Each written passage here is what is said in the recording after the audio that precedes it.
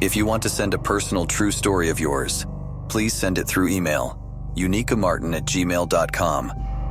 Anything with poorly structured sentences and grammar will not be read, so please just make them neat and understandable. Please also state how you would like your name to be credited in a video. Enjoy the video. The flickering of candlelight danced across the walls as I stood in the dimly lit room, my heart racing with anticipation. Tonight was the night of my birthday party, and I had spared no expense in turning my quaint old house into a haunted mansion for the occasion. Cobwebs adorned every corner, and eerie music echoed through the halls. My friends were about to arrive, and I couldn't wait to see their reactions. As the doorbell rang, I rushed to answer it, my costume carefully chosen to resemble a deranged ringmaster. The first guest, Sarah, entered with a nervous smile. "Wow, you really went all out with the decorations," she said, glancing around the room with wide eyes. "Thanks," I replied, beaming with pride. I wanted to make this party unforgettable. More guests arrived, each one gasping in amazement at the spooky atmosphere I had created. The laughter and chatter grew as everyone settled in, the atmosphere gradually shifting from awe to excitement. We played games, told ghost stories, and indulged in eerie-looking snacks that I had spent days perfecting. As the night wore on, I led everyone to the dining room, where a massive cake awaited. The candles cast eerie shadows on the walls, and I couldn't help but feel a sense of accomplishment as I made my grand announcement. "Ladies and gentlemen, may I present the grand finale of the night, the pièce de résistance," I exclaimed dramatically. Applause and cheers filled the room as I began to cut the cake, but just as the knife touched the surface, the lights flickered and went out. The room was plunged into darkness, and a hushed silence fell over the crowd. Guys, is this part of the show?" someone whispered.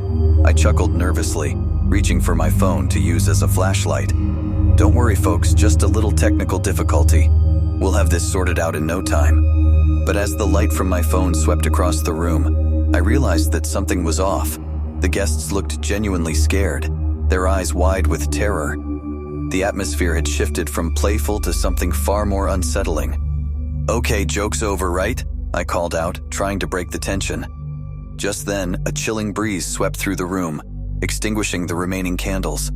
I shivered, my heart racing as I struggled to keep my composure. "Okay, who's messing with the thermostat?" The room remained silent, the darkness seemingly swallowing our words. Panic began to bubble within me, and I fumbled for my phone again. This time I dialed the electrician's number, but to my dismay I heard nothing but static on the other end. "What's happening?" Sarah's voice trembled. "I don't know, but we need to stay calm," I replied, my voice quivering. Suddenly a blood-curdling scream pierced the air, causing everyone to jump. I swung my phone toward the sound, and its light revealed a horrifying sight. One of the partygoers was lying on the floor, their face contorted in terror. A chilling realization dawned on me. This wasn't part of the act. As panic swept through the room, I stumbled back, my mind racing. "We need to get out of here. Everyone, follow me." The group rushed toward the door, their footsteps echoing in the darkness. I led them through the corridors, the walls seemingly closing in on us. Every shadow seemed to hide an unknown horror, and I couldn't shake the feeling that we were being watched. Finally, we burst through the front door, gasping for breath as we stood on the porch, bathed in the pale light of the moon. I looked back at the house, the haunted mansion that had turned from a fun spectacle into a nightmarish reality. "What just happened?" Sarah whispered, tears glistening in her eyes. "I don't know," I replied, my voice shaky, "but I think we're lucky to be out of there." The police arrived soon after, investigating the strange events that had unfolded.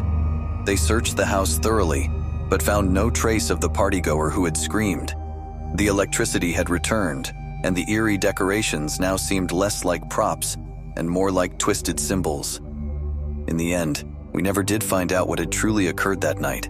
The incident left a lingering sense of dread in all of us, a reminder that sometimes even the most innocent of intentions can unleash something far more sinister.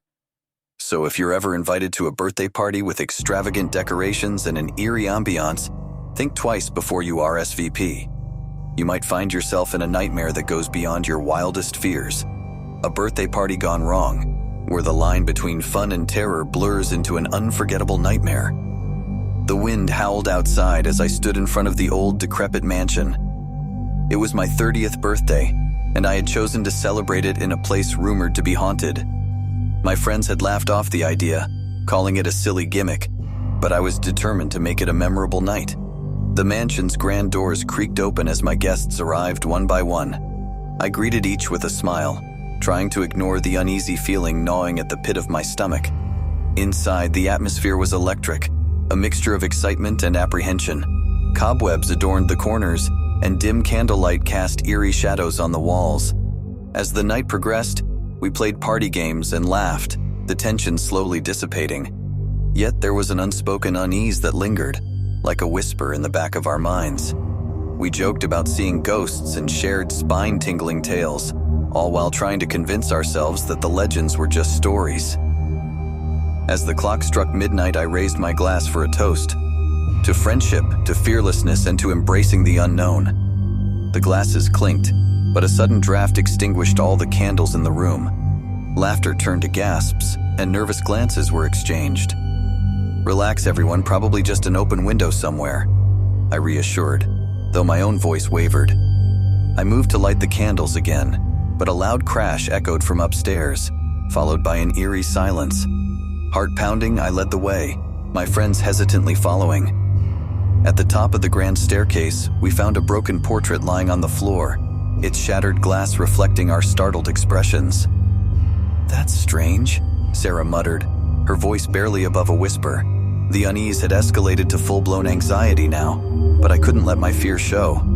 I chuckled, trying to downplay the situation. Must have fallen on its own. Old houses like this are full of surprises.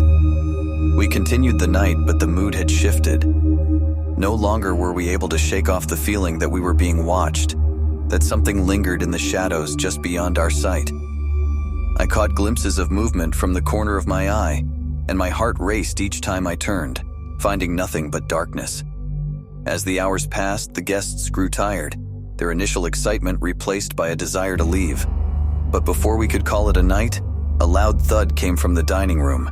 We rushed in to find the cake, the centerpiece of the party, smashed on the floor, icing splattered like a gruesome crime scene. Panic rippled through the group, and even I struggled to maintain my composure. "Okay, this has gone far enough. Who's playing these pranks?" A collective denial swept through the room, everyone echoing that they hadn't touched the cake. It was in that moment that the realization hit me. We were no longer alone in the mansion. Something was with us, something that reveled in our fear. A faint whisper filled the air, growing louder with each passing second. "Happy birthday to you."